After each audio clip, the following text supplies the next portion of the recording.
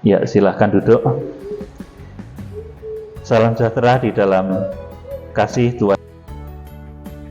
Saat ini 11 Agustus 2024, saya akan menyampaikan pembukaan firman Tuhan kepada saudara tentang perang Gog dan Magog. Bagaimana terjadi, kapan terjadi, di mana, dan dalam bentuk seperti apa. Saudara, sebab seringkali orang menceritakan ataupun memiliki teori-teori tentang perang Gog Magog ini, tetapi saudaraku, saat ini saya akan memberikan kepada saudara satu pencerahan berdasarkan kebenaran firman dan kuasa Roh Kudus. Saudara, saya akan mengulangi lagi sejarah perang besar yang sudah pernah terjadi dan diakui sebagai satu perang besar. Itu sudah terjadi 2 kali. Yang pertama itu Perang Dunia yang ke-1. Sebetulnya yang menyebut menjadi Perang Dunia yang ke-1 itu juga adalah manusia, oleh kesepakatan manusia sendiri. Dan Perang Dunia yang ke-1 itu memakan korban sekitar 40 juta jiwa tahun 1914 sampai 1918, dan jumlah penduduk 1,8 M waktu itu. Jadi belum ada 1/10-nya.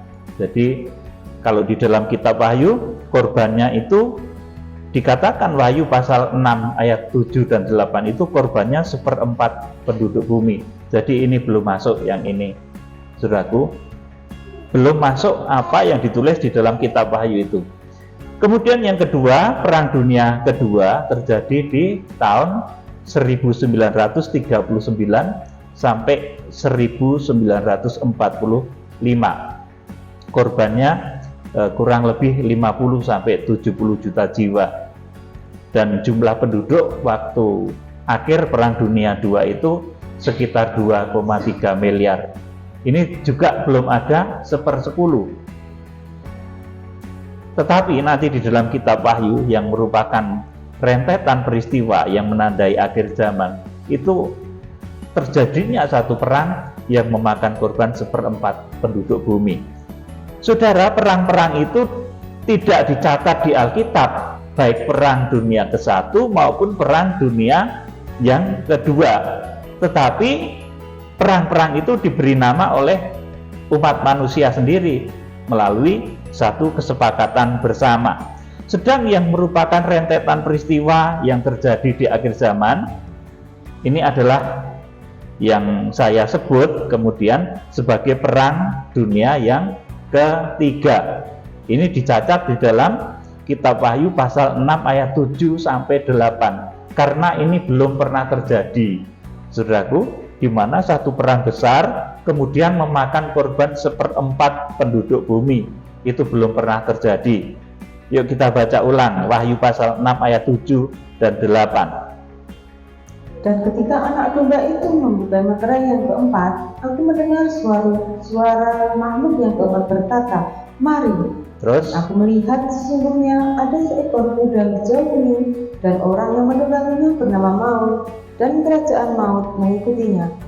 Dan kepada mereka diberikan kuasa atas 1/4 dari bumi untuk membunuh dengan pedang, dan dengan kelaparan, dan sampar, dan dengan binatang-binatang buas yang di bumi. amin. Saudaraku, jadi belum pernah ada satu perang di muka bumi ini yang kemudian menelan korban 1/4 penduduk bumi. Karena akibat perang itu kemudian ada beberapa deretan kesengsaraan yang mengikuti, yaitu kelaparan, kemudian sampar, dan binatang-binatang buas. Saudara, binatang buas itu tidak tentu binatang yang besar seperti singa, harimau, saudaraku. Binatang yang kecil-kecil sekali, yang bentuknya itu virus, itu juga buas, saudaraku. Saudara yang dikasihi Tuhan, kemudian yang sudah kita baca tadi adalah Perang Dunia yang ketiga, di mana saya menyimpulkan sebagai Perang Dunia ketiga karena korbannya adalah 1/4 penduduk bumi. Saudara, saat ini penduduk bumi kurang lebih 8,2 miliar manusia. Jadi perang yang disebut di dalam kitab Wahyu pasal 6 ayat 7 sampai 8 itu apabila terjadi di tahun-tahun ini atau beberapa tahun ke depan, itu maka korbannya sekitar 2 miliar manusia lebih sedikit. Nah, sebab perang pada zaman era kita sekarang ini tentunya beda dengan cara perang di Perang Dunia yang pertama. Mereka masih menggunakan mungkin pistol atau semacam senapan begitu, saudaraku, membunuhnya satu persatu, atau mungkin sudah ada senapan otomatis atau semi otomatis yang membunuh bisa 3-5 orang, atau bom kecil-kecilan, granat seperti itu, saudaraku, Perang Dunia yang ke-1. Nah, Perang Dunia kedua itu kemudian diakhiri dengan satu tragedi besar, yaitu meletusnya bom nuklir oleh Amerika di Hiroshima dan Nagasaki. Itu satu perang yang cukup besar dan memakan korban yang banyak juga. Nah, saudara, era sekarang ini teknologi senjata pemusnah massal itu sudah beratus-ratus kali lipat dari yang terjadi di Hiroshima dan Nagasaki tersebut. Oleh karena itu, nanti kalau perang dunia yang ketiga ini terjadi, maka tidak heran kalau 1/4 penduduk dunia, 1/4 penduduk bumi itu menjadi korban.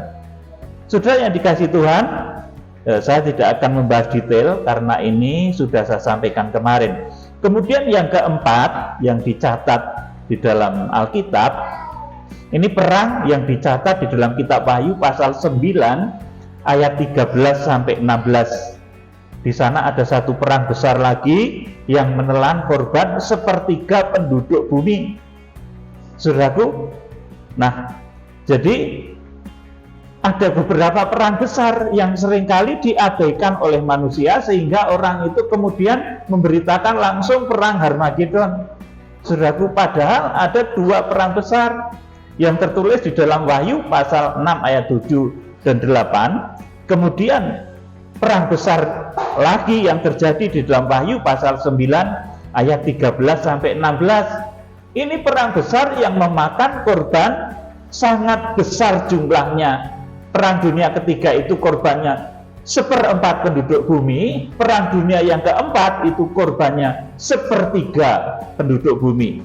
Saudaraku, perang dunia yang ketiga itu ditulis dalam Wahyu pasal 6 ayat 7 dan 8 sebagai penghukuman meterai yang keempat.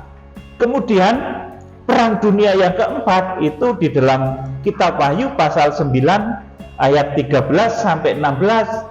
Di sana muncul 200 juta tentara dan nanti korbannya adalah 1/3 penduduk bumi. Dan ini merupakan penghukuman sangkakala yang ke-6. Saudaraku, jadi masih ada beberapa perang yang sering orang mengabaikannya, kemudian langsung memberitakan, langsung menceritakan sebentar lagi perang Harmagedon. Oh belum, saudaraku, ada perang besar dulu yang namanya disebut di dalam Wahyu pasal 6 ayat 78, Wahyu pasal 9 ayat 13 sampai 16. Saudara yang dikasihi Tuhan Yesus Kristus, kita akan membaca sekilas lagi Wahyu pasal 9 ayat 13 sampai 15. Sangkakala yang ke-6. Iya. Lalu malaikat yang ke-6 meniup sangkakalanya, dan aku mendengar suatu suara keluar dari keempat tanduk mezbah emas yang di hadapan Allah. Terus Berkata kepada malaikat yang ke-6 yang memegang sangkakala itu, lepaskanlah keempat malaikat yang terikat dekat sungai besar Efrat itu. Terus Maka dilepaskanlah keempat malaikat yang telah disiapkan bagi jam dan hari, bulan dan tahun untuk membunuh 1/3 dari umat manusia. ya, 1/3 umat manusia ini saya yakin sebagai perang dunia yang keempat. Jadi nggak langsung Harmagedon. Terus 16. Dan jumlah tentara itu ialah 20.000 laksa pasukan berkuda. Aku mendengar jumlah mereka. Amin. Jadi yang turun, yang bertempur di dalam perang dunia yang keempat tersebut adalah 200 juta tentara atau disebut juga 20.000 laksa pasukan berkuda. Ini tentara yang terjun di dalam Perang Dunia yang keempat, yang sering dilupakan untuk diceritakan, lupa untuk diingat. Kemudian orang langsung berbicara tentang Perang Harmagedon. Masih belum, saudaraku. Saudara, kemudian baru Perang Harmagedon. Itu perang yang menandai kedatangan Tuhan Yesus di awan-awan, dan adalah perang yang merupakan penyudah dari kehidupan umat manusia. Jadi perang Harmagedon itu merupakan perang dunia yang kelima. Kenapa dunia itu, saudaraku, ditimpa dengan 5 kali perang yang dahsyat? Itu karena kita ingat dahulu Tuhan Yesus itu mati oleh karena 5 luka, ya. Kemarin sudah saya terangkan kepada saudara bahwa perang dunia itu terjadi sampai dengan 5 kali, itu karena dahulu Tuhan Yesus itu, saudaraku, mati di kayu salib oleh karena 5 luka. Saudara yang dikasihi Tuhan Yesus Kristus, jadi perang Harmagedon itu merupakan perang penyudah dari kehidupan umat manusia, yang perencanaannya ditulis di dalam Wahyu pasal 16 ayat 13 sampai 16. Kemudian pelaksanaan perang Harmagedon itu di Wahyu pasal 19 ayat 11 sampai 21. Nah, saat ini saudaraku, saya akan berbicara mengenai perang Gog dan Magog. Jadi perang Gog dan Magog itu adalah perang setelah kerajaan 1000 tahun damai. Artinya apa, saudaraku? Artinya kita sudah berada di dalam tubuh kebangkitan semua. Jadi perang Gog dan Magog itu bukan perang senjata manusia secara fisik, ada pistol, kemudian ada mungkin senapan atau bom atau nuklir, bukan, saudaraku. Sebab sehebat apapun perang, sekalipun menggunakan nuklir, saudaraku, itu tidak akan bisa membuat langit dan bumi itu lenyap. Sedangkan yang disebut sebagai perang Gog dan Magog itu nanti akan mengakibatkan langit dan bumi itu lenyap. Dan peristiwa perang Gog dan Magog itu terjadi setelah kerajaan 1000 tahun damai. Jadi masih lama sekali perang Gog dan Magog itu, saudaraku. Kalau perang dunia yang ketiga boleh jadi sudah sangat dekat, perang dunia keempat juga dekat, Harmagedon atau perang dunia kelima juga sudah dekat, saudaraku. Tetapi, saudaraku, yang disebut perang Gog dan Magog itu masih jauh, karena setelah kita nanti melewati kerajaan 1000 tahun damai. Ini artinya apa? Kita sudah berada di dalam tubuh kebangkitan. Dan ketika, saudaraku, perang Harmagedon itu terjadi, seluruh manusia itu dibunuh mati, saudaraku. Jadi kita akan baca Wahyu pasal 19. Ini pelaksanaan perang Harmagedon supaya tidak rancu dengan perang Gog dan Magog. Wahyu 19 ayat 11 sampai 21 dibaca.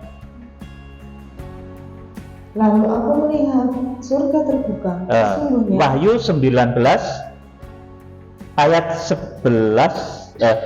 19 sampai 21. Dan aku melihat binatang itu dan raja-raja di bumi serta tentara-tentara mereka telah berkumpul untuk melakukan peperangan melawan penunggang kuda itu dan tentaranya. 20. Maka tertangkaplah binatang itu, dan bersama-sama dengan dia nabi palsu yang telah mengadakan tanda-tanda di depan matanya. Dan dengan demikian ia menyesatkan mereka yang telah menerima tanda dari binatang itu dan yang telah menyembah patungnya. Terus keduanya dilemparkan hidup-hidup ke dalam lautan api yang menyala-nyala oleh belerang. 21 perhatikan. Dan semua orang lain dibunuh dengan pedang yang keluar dari mulut penunggang kuda itu, dan semua burung kenyang oleh daging mereka. Amin. Jadi pada saat perang Harmagedon itu, semua orang lain dibunuh dengan pedang yang keluar dari mulut penunggang kuda itu. Dari mulut Tuhan Yesus, dan semua burung kenyang oleh daging mereka. Saudaraku, ini perang Harmagedon, perang penyudah dari kehidupan manusia. Tetapi saudara, saya beritahu, pada saat perang Harmagedon itu orang-orang kudus yang di dalam kitab Wahyu pasal 12 itu sebagian kan sudah diangkat dahulu, kemudian ada yang diungsikan. Semuanya sudah diubahkan dalam tubuh kemuliaan.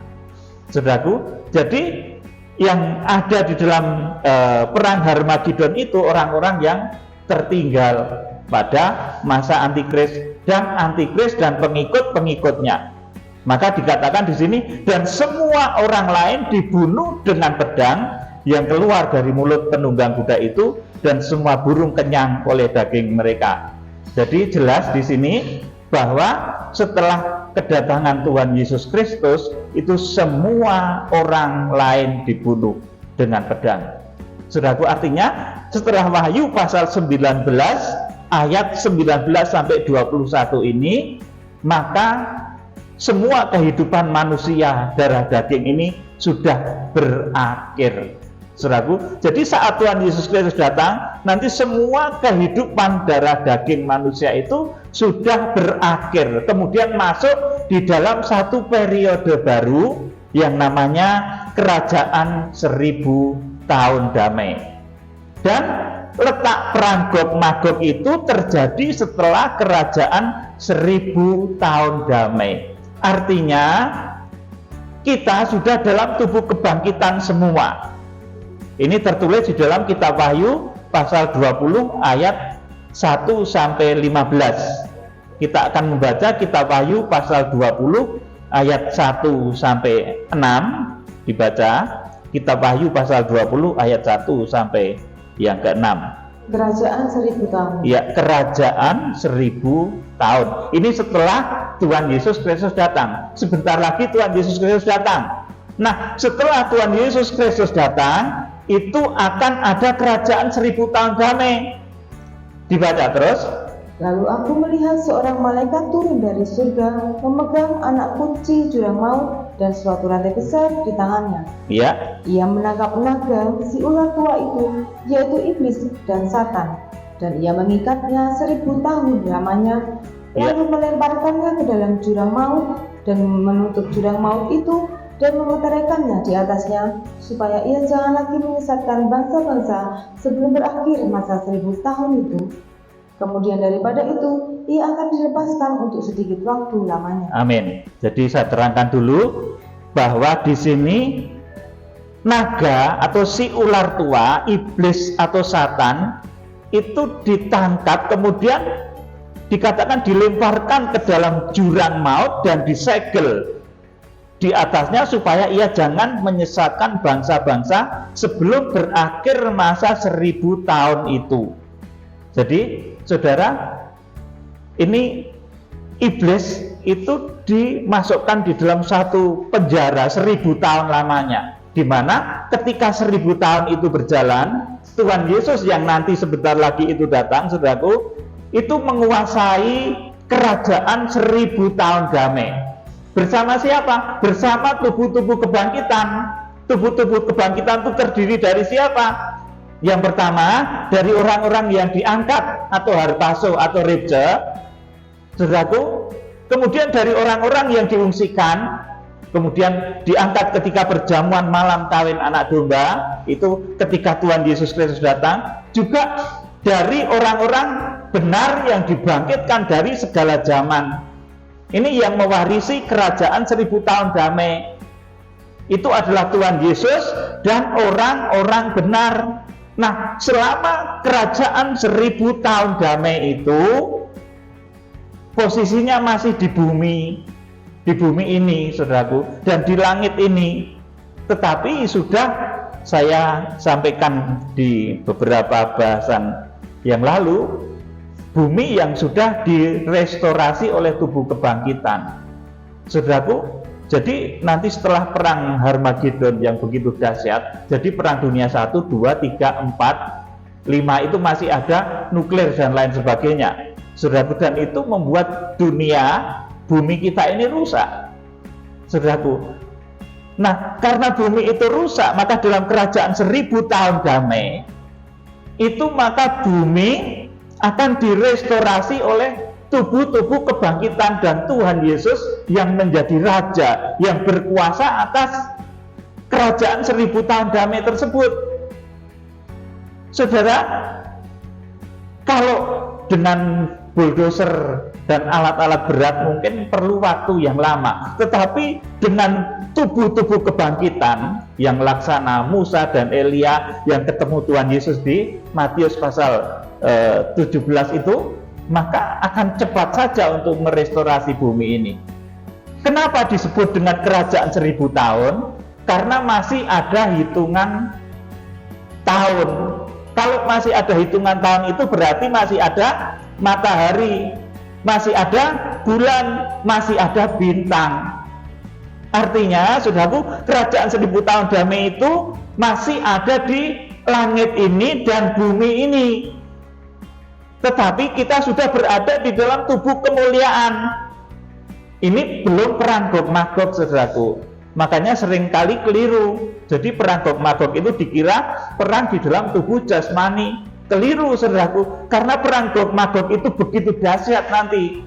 Di akhir kerajaan 1000 tahun damai ini, saudaraku, di mana tubuh kebangkitan orang kudus nanti akan melawan arwah-arwah yang bangkit dari orang-orang sesat itu, yang dihasut oleh iblis. Peperangan yang teramat dahsyat sehingga membuat langit dan bumi itu lenyap, tidak ditemukan lagi tempatnya. Nanti kita akan baca. Kemudian digelarlah satu pengadilan yang namanya Pengadilan Tahta Putih.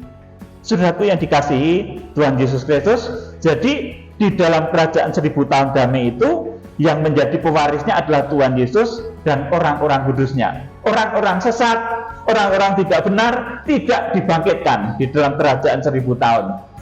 Kemudian posisi kerajaan 1000 tahun damai itu di bumi ini, di langit ini, masih ada matahari ini, masih ada rembulan, masih ada bintang-bintang. Tetapi bumi sudah direstorasi oleh tubuh-tubuh kebangkitan. Yuk dilanjutkan, kemudian ayat yang ke-4. Lalu aku melihat tahta-tahta dan orang-orang yang duduk di atasnya, kepada mereka diserahkan kuasa untuk menghakimi.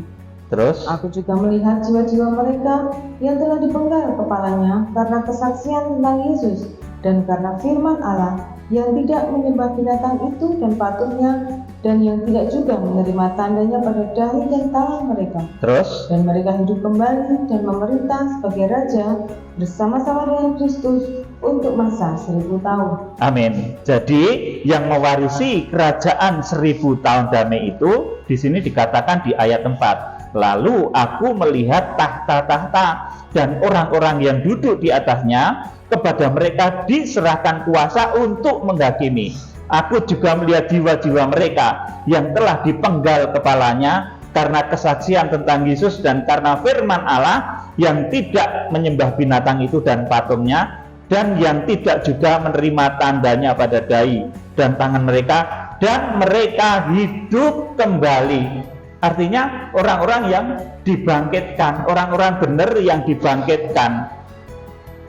Jadi pewaris kerajaan 1000 tahun damai itu adalah Tuhan Yesus bersama dengan yang pertama ini orang-orang benar yang dibangkitkan dari segala zaman. Bahkan saudaraku, Nabi Daniel, saudaraku, itu juga bangkitnya di akhir zaman ketika Tuhan Yesus Kristus datang.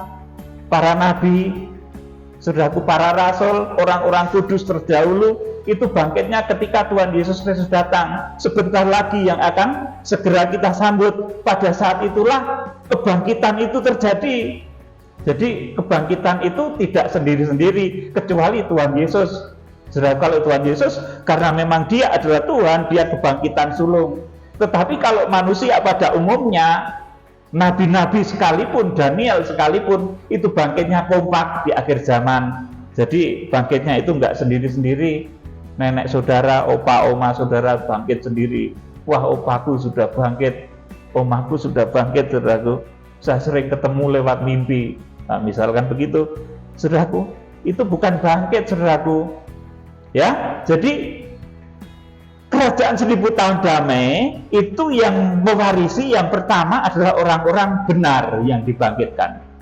Kemudian tentunya orang-orang yang rapture atau juga yang harpazo. Itu juga mewarisi kerajaan 1000 tahun damai. Saudaraku yang dikasihi Tuhan Yesus Kristus, dan mereka hidup kembali dan memerintah sebagai raja bersama-sama dengan Kristus untuk masa 1000 tahun. Jadi kerajaan 1000 tahun damai itu bukan kerajaan badan seperti ini, tetapi kerajaan di dalam tubuh kemuliaan, di dalam tubuh kebangkitan. Oleh karena itu bisa merestorasi bumi yang sudah rusak porak-poranda oleh karena perang-perang dunia yang begitu dahsyat. Perang dunia 1, 2, 3, 4 sampai kelima, atau yang disebut perang Harmagedon itu perang dunia yang kelima. Kembali saya sampaikan pada saudara, dunia dibalas, diajar dengan 5 kali perang dunia itu karena dahulu Tuhan Yesus itu disesah, mati karena 5 luka. Oleh karena itu dibalaskan kepada dunia. Akhirnya dunia dibalas dengan 5 kali perang yang begitu dahsyat. Saudaraku yang dikasih Tuhan, ini pembukaan rahasia firman seperti ini namanya. Saudaraku, jadi saudara harus paham ya. Jadi kerajaan 1000 tahun damai itu yang pertama yang mewarisi adalah Tuhan Yesus bersama orang-orang kudus yang sudah dibangkitkan, kemudian juga orang-orang yang diangkat hidup-hidup tidak mengalami kematian tubuh. Yang di dalam Wahyu pasal 12 ayat 5 itu disebut harpazo. Ya. Dan juga orang-orang yang diungsikan ke padang belantara pengungsian yang itu juga diangkat, saudaraku, pada akhirnya. Ayat yang kelima coba dibaca, ini orang-orang lain. Ini dibaca. Tetapi orang-orang mati yang lain tidak bangkit sebelum berakhir masa yang 1000 tahun itu. Inilah penggantian pertama. Amin. Jadi orang-orang lain, orang-orang yang tidak benar, orang-orang yang sesat sejak awal sampai akhir zaman, saudaraku, itu tidak bangkit sebelum berakhir masa yang 1000 tahun itu. Inilah kebangkitan pertama. Jadi yang mewarisi kerajaan 1000 tahun damai itu tubuh kebangkitan. Nanti perang Gog Magog itu juga perangnya tubuh kebangkitan. Ini orang yang sering salah, dikira perang Gog Magog itu perang nanti antara Rusia, muncul dari sana, muncul dari menyebut negara. Itu saya kurang begitu suka, nanti menimbulkan fitnah, saudaraku, menimbulkan konflik yang tidak baik, saudaraku. Jadi saudaraku, perang Gog Magog itu adalah pasti. Ini merupakan perang dari tubuh kebangkitan. Nanti saya jelaskan lebih lanjut. Ayat yang ke-6 dibaca. Berbahagialah dan putuslah ia yang mendapat bagian dengan kebangkitan pertama itu. Terus Kematian yang kedua tidak berkuasa lagi atas mereka, tapi mereka akan menjadi imam-imam Allah dan Kristus, dan mereka akan memerintah sebagai raja bersama-sama dengan Dia 1000 tahun lamanya. Ya, 1000 tahun lamanya. Jadi akan memerintah di bumi selama 1000 tahun lamanya. Di bumi ini, di langit ini, saudaraku, mataharinya juga masih itu, bulan juga masih yang sering kita lihat itu, bintang-bintang juga masih ada, tetapi bumi yang sudah diperbaiki, direstorasi oleh tubuh-tubuh kebangkitan. Saudara yang dikasih Tuhan, kita akan lanjut di dalam kitab Wahyu pasal 20 ayat 7 sampai 10. Ini ketika iblis dihukum, dan juga di sana menerangkan saat orang-orang jahat, saat orang-orang sesat itu dibangkitkan. Itu tidak pernah dicatat di Alkitab, saudaraku, tetapi maknanya tersirat di dalam ayat ini, dalam Wahyu pasal 20 ayat 7 sampai 10 ini. Nanti kita akan melihat, ya, dibaca Wahyu pasal 20 ayat 7 sampai 10. Iblis dihukum. Ya. Dan setelah masa 1000 tahun itu berakhir, iblis akan dilepaskan dari penjaranya. Amin. Saya terangkan dulu. Jadi setelah 1000 tahun damai itu berakhir, Tuhan Yesus bersama tubuh kebangkitan orang-orang kudus itu sudah memerintah selama 1000 tahun damai, dan itu berakhir. Iblis akan dilepaskan dari penjaranya. Terus, dan ia akan pergi menyesatkan bangsa-bangsa pada keempat penjuru bumi, yaitu Gog dan Magog, Terus? dan mengumpulkan mereka untuk berperang, dan jumlah mereka sama dengan banyaknya pasir di laut. amin, saya terangkan. Dan ia akan pergi menyesatkan bangsa-bangsa pada keempat penjuru bumi. Jadi iblis yang dilepas dari penjaranya, di mana dia dipenjara selama 1000 tahun, itu akan menyesatkan bangsa-bangsa pada keempat penjuru bumi, yaitu Gog dan Magog. Ini menggambarkan dunia orang mati, saudaraku. Dunia orang mati yang nanti akan dihasut oleh iblis untuk melakukan satu peperangan besar ketika mereka dibangkitkan. Orang mati yang tidak dalam kebenaran, orang mati yang di dalam kesesatan, mereka tidak mewarisi kerajaan 1000 tahun damai, tetapi mereka akan dibangkitkan bebarengan dengan dilepasnya iblis dari penjaranya. Saudaraku, kita akan membaca ayat yang ke-9. Maka naiklah mereka ke seluruh dataran bumi, lalu mengepung perkemahan tentara orang-orang kudus dan kota yang dikasihi itu. Tetapi dari langit turunlah api menghanguskan mereka. Amin. Saudaraku, maka naiklah mereka ke seluruh dataran bumi. Ini gambaran dari kebangkitan orang-orang yang sesat. Tidak dituliskan sebagai bangkit, tetapi dikatakan maka naiklah mereka ke seluruh dataran di bumi, lalu mengepung perkemahan tentara orang-orang kudus itu dan kota yang dikasihi itu. Jadi kerajaan 1000 tahun damai itu, saudaraku, akan diserang oleh kekuatan yang datang dari orang-orang jahat yang dibangkitkan, dari roh arwah orang-orang jahat yang dibangkitkan, yang dihasut oleh iblis. Terus ayat yang ke-10, dan iblis yang menyesatkan mereka dilemparkan ke dalam lautan api dan berenang, yaitu tempat binatang dan nabi palsu itu, dan mereka disiksa siang malam sampai selama-lamanya. amin. Saudaraku, jadi di sini kita jadi tahu persis bahwa perang Gog Magog itu bukan perang antara badan-badan manusia, tubuh lahiriah manusia, tetapi itu perang antara tubuh kebangkitan orang kudus yang berada di dalam kerajaan 1000 tahun damai melawan tubuh-tubuh kebangkitan orang-orang sesat yang dikatakan mereka itu naik ke seluruh dataran di bumi, lalu mengepung perkemahan tentara orang-orang kudus itu. Saudaraku, jadi pertempuran yang terjadi di dalam dimensi keempat antara tubuh kebangkitan orang-orang kudus, antara tubuh kebangkitan orang kudus melawan orang-orang yang jahat, Tuhan Yesus bersama orang-orang kudusnya, kemudian melawan iblis bersama orang-orang jahat yang sudah dibangkitkan juga.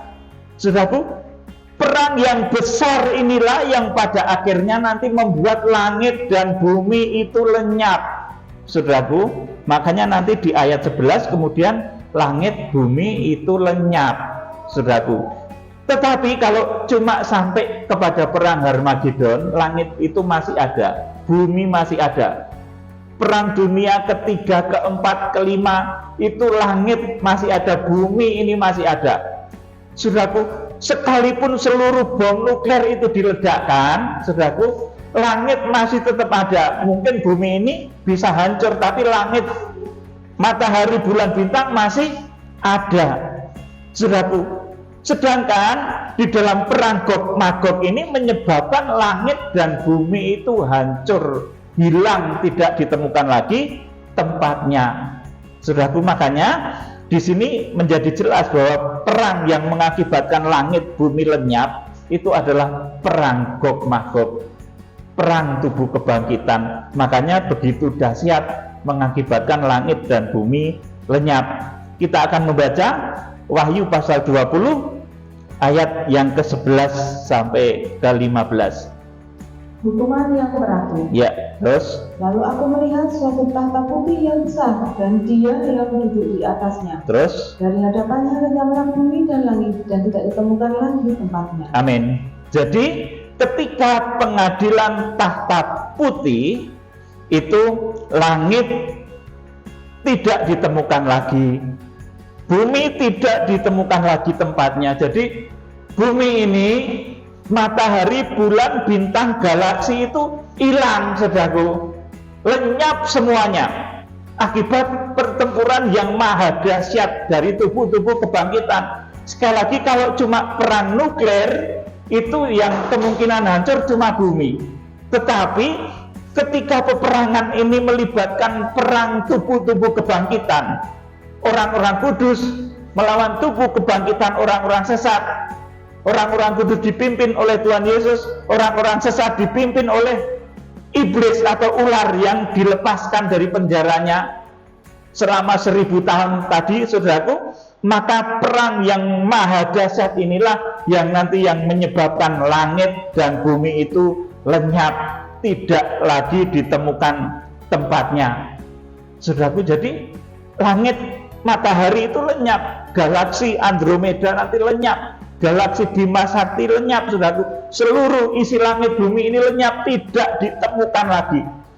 Ini perang yang begitu dahsyat. Makanya orang sering keliru, perang Gog Magog kok cuma perangnya antara Rusia, bangsa yang muncul dari sana. Itu keliru, saudaraku, karena itu tidak akan bisa menghancurkan langit dan bumi.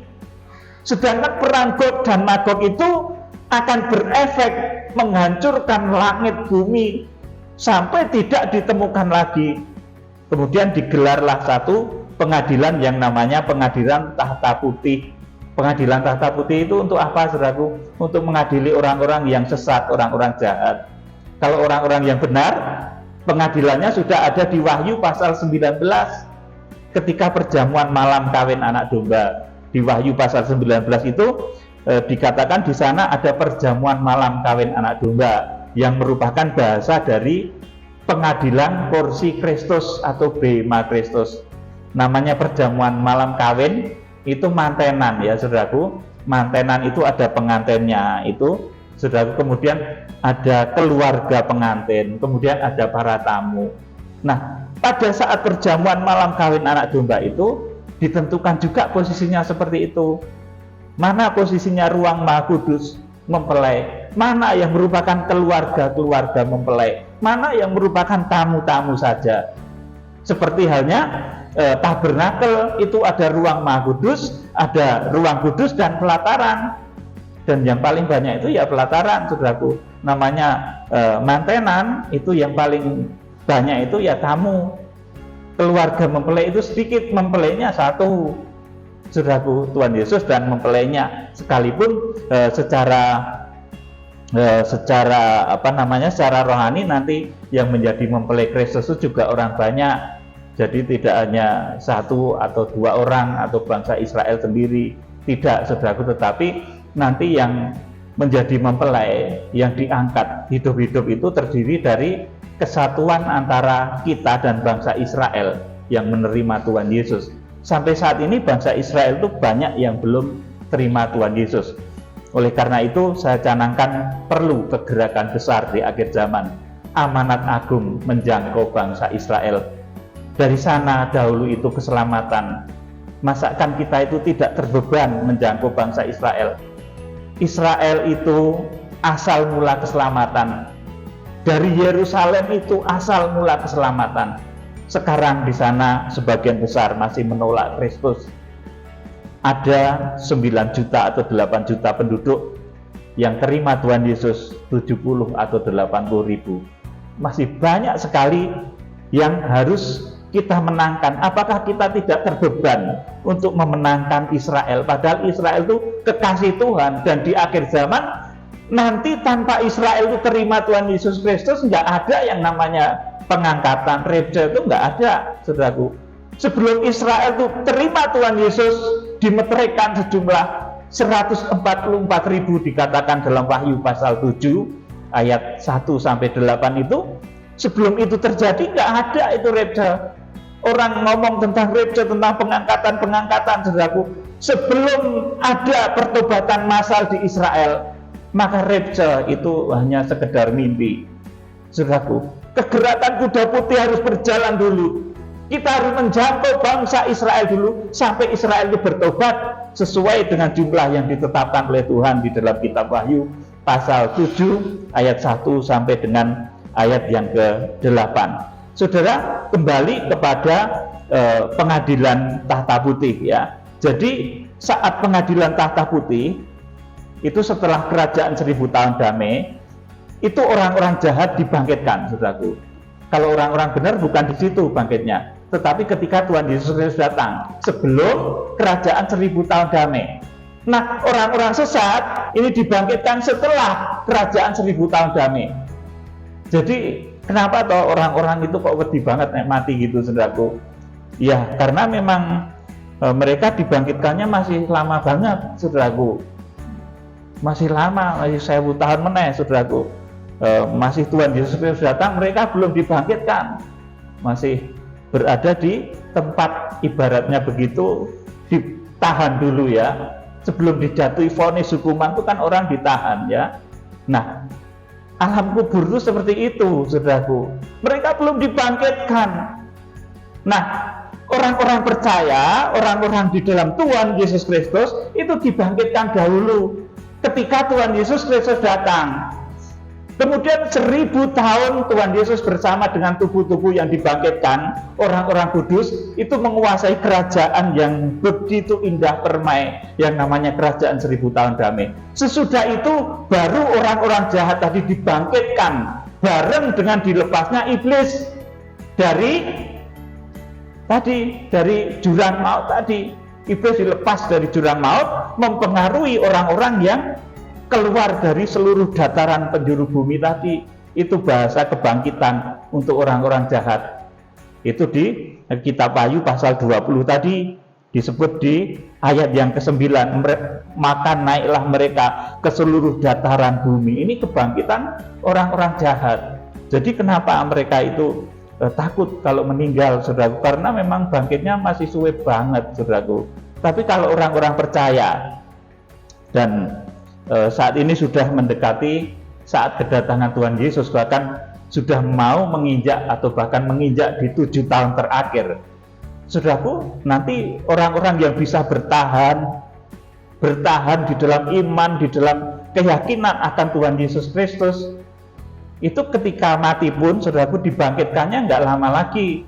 Oleh karena itu di zaman Antikris itu orang-orang yang mati syahid digambarkan di dalam kitab Wahyu pasal yang ke-20 tadi, mereka yang dipenggal oleh karena nama Yesus, itu mereka disebut orang-orang yang duduk di atas tahta-tahta, saudaraku. Jadi mereka dibangkitkan. Masa Antikris itu lamanya cuma 1260 hari atau 42 bulan. 5 kali peng 5 oleh tulis Alkitab. Jadi masa Antikris bukan 7 tahun, tetapi 42 bulan. 5 kali Alkitab nulis seperti itu. Dan ketika masa Antikris itu terjadi, andai kata ada di antara saudara yang mendengar firman saat ini, baik yang online maupun onsite ya, andai kata ada yang tertinggal pada zaman Antikris, terpaksa ketemu Antikris, saudara harus tetap mempertahankan nama Tuhan Yesus. Saudara harus pegang nama itu, karena sekalipun mati dipenggal ibaratnya, saudaraku, saudara itu tidak lama lagi akan dibangkitkan, tidak sampai 1260 hari, karena masa Antikris itu lamanya cuma 1260 hari atau 42 bulan. Di Wahyu pasal 13 ayat 5 ditulis seperti itu. Jadi jangan takut yang tertinggal pun juga, karena nanti orang-orang Kristen memang sebagian besar itu tertinggal. Saudaraku, seperti perbandingan yang pernah saya sampaikan, kalau halaman itu luasnya 5000 hasta persegi, Nah, itu kebanyakan orang Kristen itu di sana. Kemudian ruang kudus itu luasnya 200 hasta persegi, saudaraku. Kemudian ruang Maha Kudus itu luasnya 100 hasta persegi. Perbandingan itu, saudaraku, nanti sebagian besar orang Kristen itu memang tertinggal, saudaraku. Tetapi akan banyak juga yang diangkat, banyak juga, karena kan hitungannya itu ratusan juta orang Kristen itu, bahkan miliaran. Saudaraku yang dikasihi Tuhan Yesus Kristus, jadi kita harus berpacu di dalam iman, dalam kebenaran, di dalam kekudusan, supaya kita bisa ikut di dalam jalur yang dahsyat dan luar biasa ini. Saudaraku, memang orang pilihan itu sedikit, seperti orang yang bisa menemukan kandang Bethlehem itu sedikit. Orang Majus dan para gembala itu pun nyasar dulu, nyasar ke istana Herodes orang Majus itu, saudaraku, baru ketemu tempat Tuhan Yesus. Demikian pula orang yang mencapai ruang Maha Kudus itu nantinya sedikit, tidak terlalu banyak. Orang yang masuk diangkat hidup-hidup itu, saudaraku, tidak terlalu banyak. Dan sebagian besar yang 5.000 hasta persegi tadi itu tertinggal. Tetapi kalau tertinggal pun jangan takut, karena tidak akan lama lagi, tidak akan lebih dari 3,5 tahun itu akan dibangkitkan. Jadi saudaraku yang dikasihi Tuhan, kita akan lanjut di Wahyu pasal 20 tadi, ayat 7 diulangi. Wahyu pasal 20 ayat yang ke-11.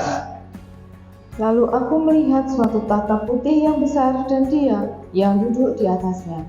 Dari hadapannya lenyaplah bumi dan langit, dan tidak ditemukan lagi tempatnya. 12. Dan aku melihat orang-orang mati, besar dan kecil, berdiri di depan tahta itu.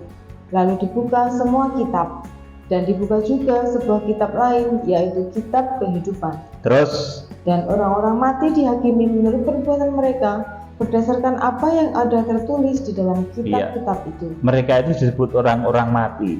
Mereka dihakimi menurut perbuatan mereka berdasarkan apa yang tertulis di dalam kitab-kitab itu. Ayat 13.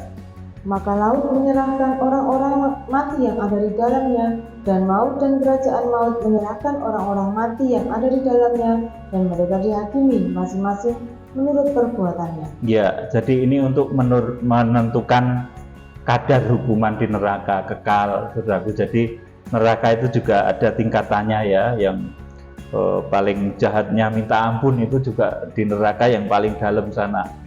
Yang jahatnya, saudaraku, agak sedikit tapi memang jahat, nggak mau bertobat, ya itu di neraka pinggiran, rodo anget sedikit gitu mungkin, saudaraku. Jadi neraka itu ada tingkatannya juga. Dan orang-orang mati dihakimi menurut perbuatan mereka berdasarkan apa yang ada tertulis dalam kitab-kitab itu.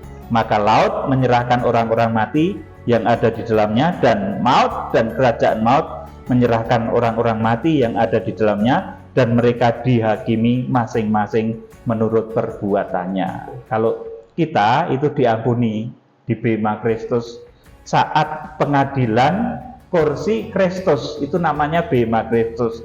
Itu pada saat Tuhan Yesus Kristus datang, itu bukan untuk dihukum.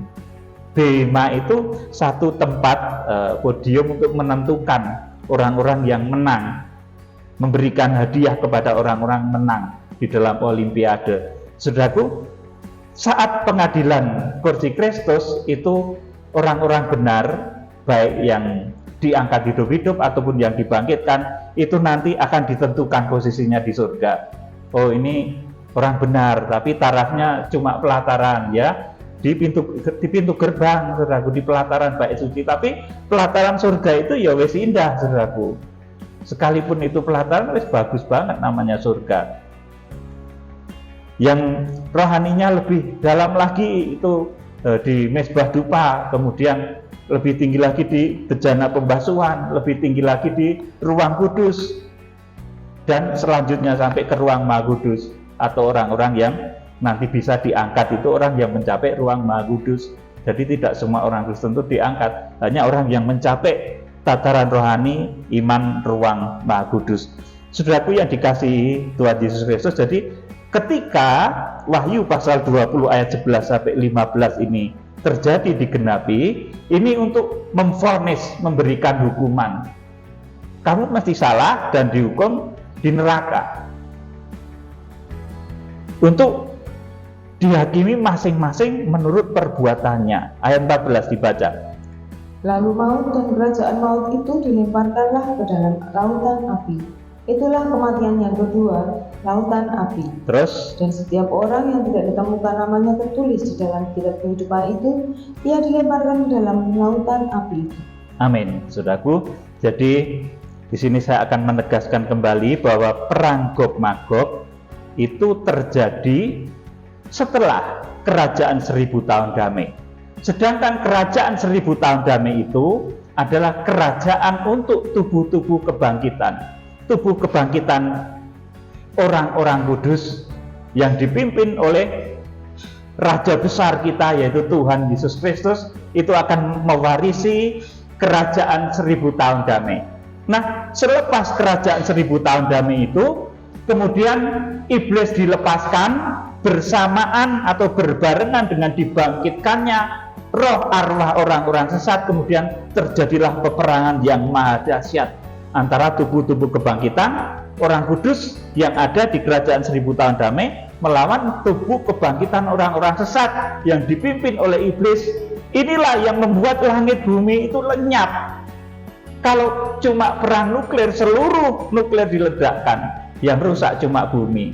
Matahari tetap tenang, bintang tetap tenang. Tetapi ketika yang berperang itu, saudaraku, tubuh kebangkitan, saudaraku. Tubuh kebangkitan itu dahsyat, saudaraku. Maka dikatakan nanti langit bumi itu lenyap akibat perang Gog Magog. Makanya kalau ada statement yang mengatakan bahwa perang Gog Magog itu perangnya manusia, saudaraku, perangnya manusia dari Rusia, dari negara-negara apa yang ditunjuk mungkin, saudaraku, itu keliru, saudaraku. Sebab sedahsyat apapun perang manusia itu tidak akan mengakibatkan matahari lenyap, tidak akan menyebabkan galaksi lenyap, tetapi perangnya tubuh kebangkitan yang disebut dengan perang Gog Magog, tubuh kebangkitan orang kudus yang dipimpin Tuhan Yesus melawan tubuh kebangkitan orang jahat yang dipimpin oleh iblis yang dilepas dari penjaranya setelah dipenjara 1000 tahun itu, saudaraku.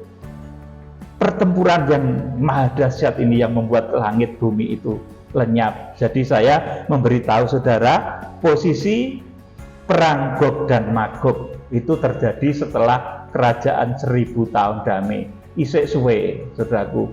Nah, saya juga memberitahu saudara bahwa makanya kematian itu sesuatu yang ditakutkan banget sama orang-orang yang di luar Kristus. Karena apa, saudaraku? Karena mereka dibangkitkannya lama, masih menunggu 1000 tahun lagi baru dibangkitkan. Ya, saudaraku, kalau kita pada saat Tuhan Yesus Kristus datang, andai kata saudara hidup, saudara tetap akan diangkat hidup-hidup. Andai kata saudara mati di dalam iman, tidak lama lagi saudara akan dibangkitkan. Makanya saudara tetap semangat dan tetap bertahan di dalam iman dan kebenaran akan Kristus.